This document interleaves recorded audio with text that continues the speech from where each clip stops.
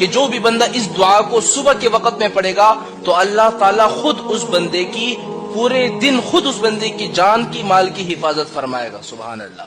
صرف ایک مرتبہ دعا پڑھ لینے سے اللہ خود اس بندے کی جان مال کی حفاظت کرے گا. اور جو بندہ اس دعا کو شام کے وقت میں پڑھ لے تو شام سے لے کر صبح تک اللہ تعالیٰ خود اس بندے کی جان کی مال کی حفاظت فرماتا ہے.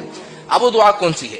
اب میں آپ کو وہ دعا بتلاتا ہوں، لیکن اس دعا کو بتانے سے پہلے میں آپ کو ایک واقعہ سناتا ہوں اس دعا کے متعلق، تاکہ آپ کو یقین ہو جائے کہ کس طرح اس دعا میں طاقت ہے. ایک دفعہ حضرت ابو دردہ رضی اللہ تعالی عنہ کے پاس ایک شخص آیا اور اس نے کہا کہ اے ابو دردہ، تمہارا مکان جل گیا ہے. حضرت ابو دردہ نے کہا کہ نہیں جلا. نہیں. دوسرا شخص آ گیا، اس نے کہا کہ ابو دردہ تمہارا مکان جل گیا ہے. اس نے کہا کہ نہیں جلا.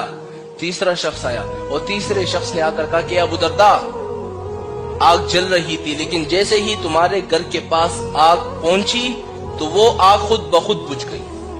حضرت ابو دردہ رضی اللہ تعالی عنہ نے کہا کہ میں جانتا تھا کہ ایسا ہی ہوگا. اب لوگ حیران ہو گئے کہ آپ کو کس سے پتا؟ آپ غیب جانتے ہیں کیا؟ کہ آپ اللہ ہے جو آپ سب کچھ جانتے ہیں؟ کہا کہ نہیں، میں جانتا تھا کہ میرے مکان کو کچھ بھی نہیں ہو سکتا. کیوں؟ کیونکہ میں نے ایک دعا حضور پاک صلی اللہ علیہ وسلم سے سنی تھی اور حضور نے مجھے وہ دعا سکھلائی تھی کہ جو بندہ اس دعا کو صبح کے وقت میں پڑھ لے اللہ تعالیٰ اس بندے کی جان کی مال کی حفاظت پورے دن خود فرماتا ہے. اب وہ دعا کون سی ہے؟ تو میں آپ لوگوں سے کہتا ہوں، اگر آپ لوگوں کے مکان ہے، آپ لوگوں کی دکان ہے، کاروبار ہے، آپ